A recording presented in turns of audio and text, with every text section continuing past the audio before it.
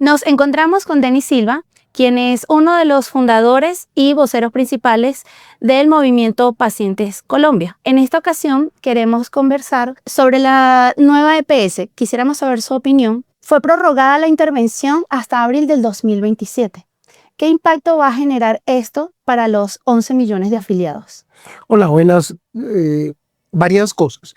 Pacientes Colombia es un movimiento social conformado desde el 2009. ¿Por qué hago énfasis en esto? Porque hay una falsa creencia que nosotros nos creamos para hacerle oposición al gobierno del presidente Petro, y esa no es nuestra meta. La salud no es de derecha ni de izquierda. La salud es un bien preciado de todos los colombianos y aquellos extranjeros que estén debidamente radicados en nuestro país. Frente a la intervención de Nueva EPS, el gobierno tomó posesión de Nueva EPS en el 2023 y nombró a un gerente, a Aldo Cadena. Fue un fracaso total. Posteriormente la intervino en el 2024, en abril 3, si no estoy mal. Llevamos 2 años y como tú acotabas, entramos al tercer año. Este año tiene una particularidad.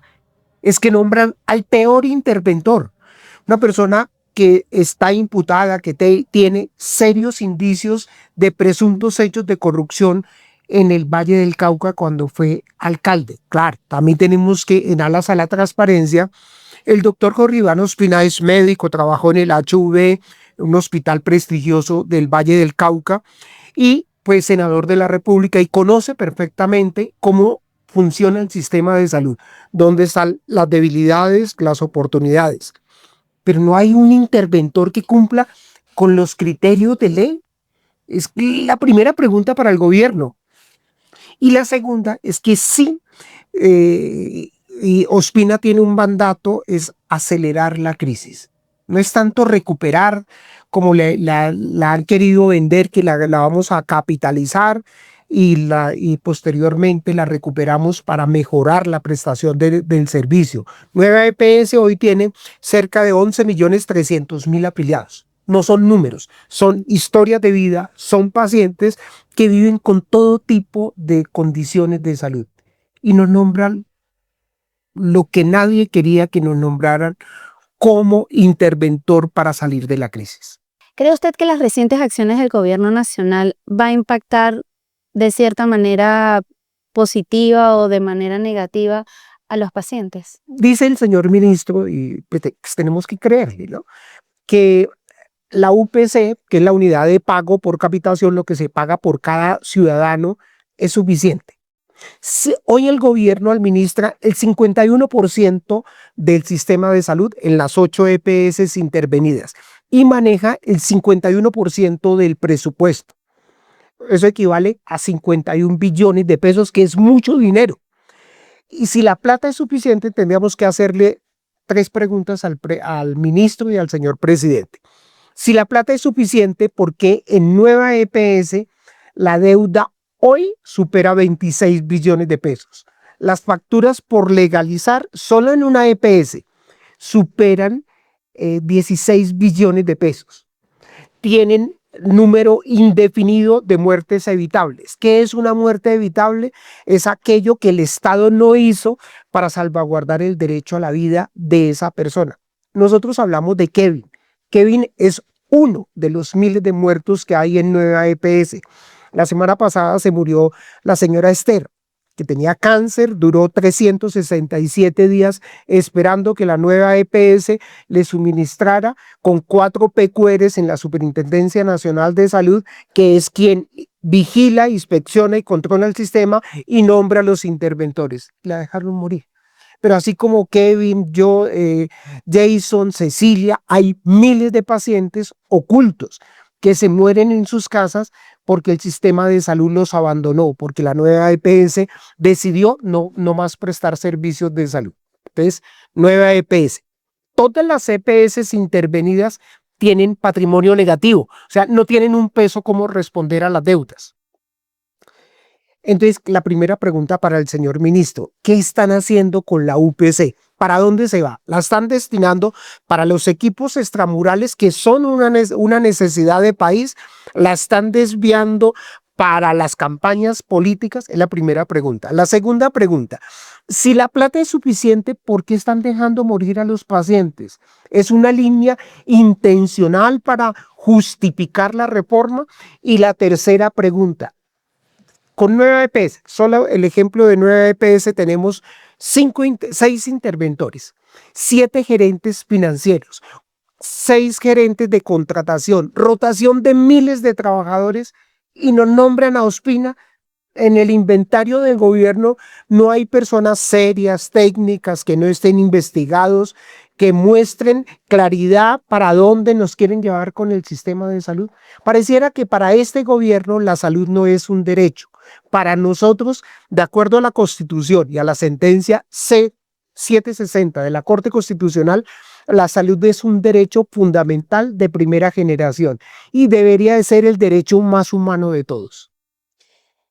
Denis, su día a día sabemos que es hablar, conversar con pacientes. ¿Qué le expresan los pacientes cuando le comentan que van a una farmacia, no está el medicamento, regrese mañana? Sabemos que hay gente que también no cuenta con los recursos suficientes para todos los días pagar un pasaje, ir y que regresar nuevamente con las manos vacías mientras su salud se ve comprometida. Es el abandono, es la sensación de abandono total. Hay gente que tal vez puede tener algún presupuesto para comprar una insulina, ejemplo, pero ni siquiera en las farmacias de los barrios se consiguen esos medicamentos por una sencilla razón. El sistema históricamente venía suministrando esos medicamentos, entonces las farmacias de los barrios no las compran porque no tiene rotación, no se vende.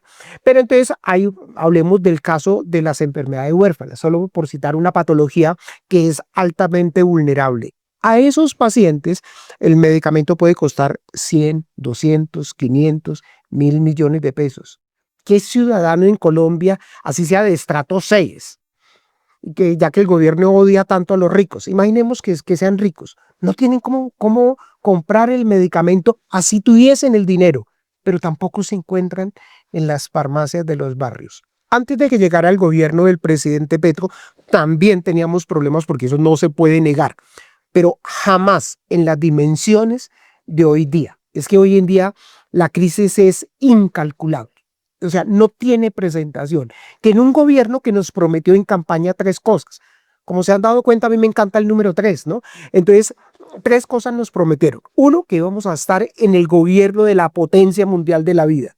Cambiaron el aviso y estamos en la potencia mundial de la muerte. Primera situación. Segunda situación, nos prometieron que todos los pacientes iban a recibir los medicamentos en casa. No se cumplió. Y nos prometieron que los ciudadanos íbamos a ser escuchados. Y hoy en día, cuando usted toca las puertas del Ministerio de Salud, por pensar distinto, nos vetaron. Nosotros como movimiento tuvimos que acudir a la CIDH, a la Comisión Interamericana de Derechos Humanos, para pedir protección porque el gobierno nos hostiga por pensar distinto. Ya estamos en la cuenta regresiva para que el presidente Gustavo Petro haga la entrega de su mandato. En estos poco más de 100 días, ¿habrá alguna estrategia o algún método para poder buscar alguna solución que realmente sea efectiva y tratar de rescatar un poco toda esta crisis que atraviesa el sistema? Cuando llegó el presidente Gustavo Petro, nombró a una persona que nosotros celebramos con bombos y platillos como ministra de Salud, a Carolina Corcho. Carolina Corcho, a los 20 días de estar como ministra, públicamente en un auditorio de médicos dijo que había que crear una crisis explícita para poder justificar la reforma. No me lo estoy inventando, eso está en las redes sociales. Después, en el mes de septiembre del 2022, Carolina Corcho, cuando se estaba discutiendo el presupuesto general de la Nación para el 2023, dijo que la plata de la salud era suficiente. O sea, desde el primer día tenían una intencionalidad que era crear la crisis sin importar cuántos muertos genera la crisis para poder justificar el proyecto político.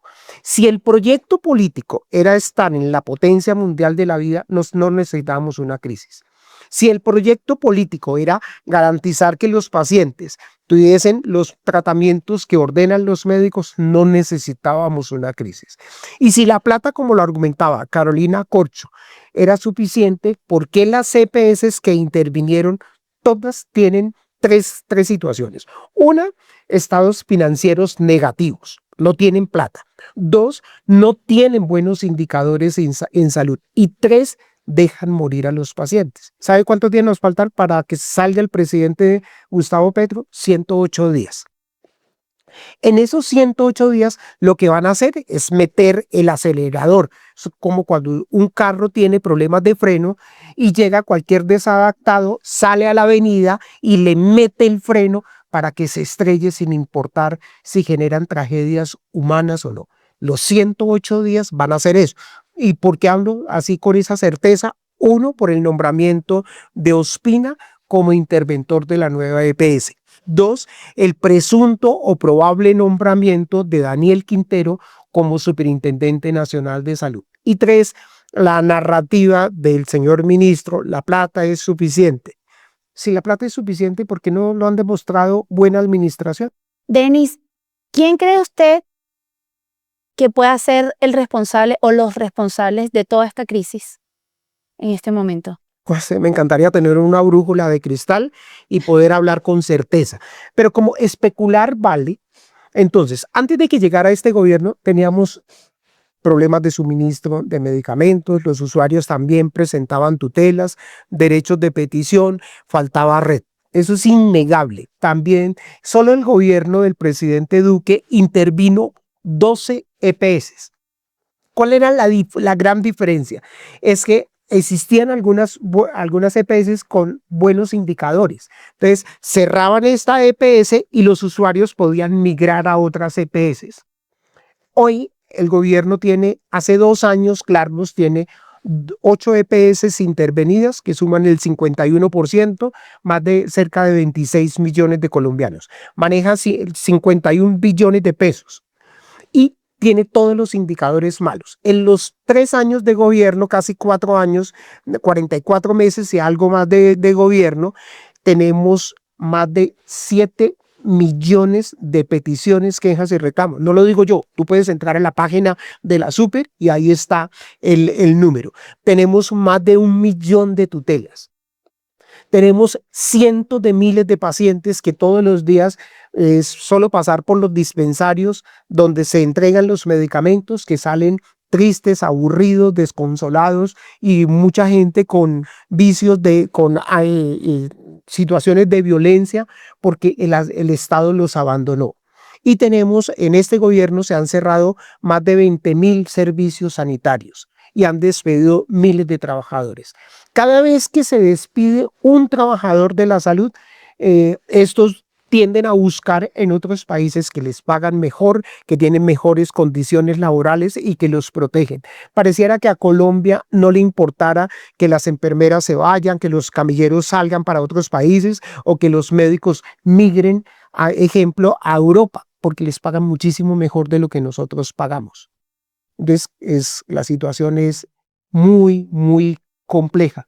Y tal vez lo más triste es que nos desgastamos como país en una reforma que tenía varias cosas positivas, eso no lo podemos negar, pero que no resolvían los problemas estructurales que tenemos.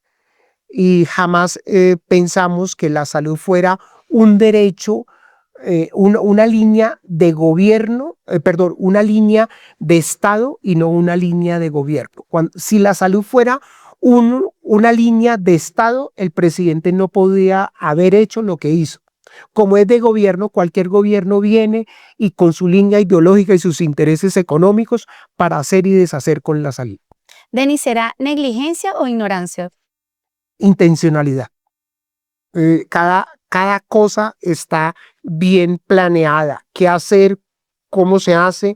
¿Cuántas personas se pueden afectar? ¿Cuántas vidas podemos tener en peligro? Pero pareciera que la vida en el gobierno de la potencia de la vida no fuera importante. El próximo presidente o presidenta también, ¿cuáles deberían ser las primeras acciones que debería tomar? para tratar de recuperar un poco esta situación? Hoy la primera preocupación que tienen que tenemos los colombianos es el tema de la seguridad, la corrupción y la salud. Pero cuando usted analiza, hay 6 candidatos que según las encuestas van punteando y hay unos de esos que van punteando que tienen mayor probabilidad que otros. Entonces, para nosotros, el ideal del nuevo presidente o presidenta es que ponga a las personas como centro del sistema y no como escudo de guerra, que es lo que hoy nos están utilizando como si estuviéramos en una guerra. La guerra no es disparando cañones, sino negando servicios de salud, que lleva a lo mismo cuando se disparan cañones, muertes. Aquí se niegan servicios y se generan muertes. Entonces, para nosotros un presidente tendría que tener 3 condiciones. Uno, una buena propuesta de salud, que sea medible, que no nos echen carreta, que sea alcanzable en el tiempo y que nos digan 3 cosas que son vitales. Uno, cómo se va a financiar debidamente el sistema. 2, cómo se va a paliar la crisis en la que estamos hoy. Y 3, qué va a suceder en los primeros 100 días, que son los que marcan la hoja de ruta en los gobiernos. Si un presidente tiene eso, para nosotros sería garantía para salir a votar por esa persona. Pero hasta ahora, como que tenemos mucho tilín y pocas paletas. Sí, no hay como nada concreto, ¿sí? Sí. Denis, para terminar, ¿algún mensaje que quiera enviar, algo que quiera decir frente a la cámara? Sí, 3 cosas. Una, invitación a los candidatos, a los 6 candidatos que son Cepeda, Paloma, Abelardo, Fajardo, Roy y Claudia, que hablen sobre salud, que haya un debate público sobre la salud donde los pacientes podamos participar y los pacientes lo podamos moderar. 2, al gobierno del presidente Gustavo Petro. Este gobierno será recordado por ser el presidente que puso en peligro intencionalmente la vida de más de 53 millones de colombianos. Y 3, que paren la crisis. Hoy son los hijos de otros, mañana van a ser los hijos de todos los afectados por esto. Y la salud es un derecho fundamental y ese derecho tendría que ser el más humano de todos. Denis, muchísimas gracias por esta intervención. A ustedes. Muchísimas gracias a ustedes también y nos vemos en una próxima entrega.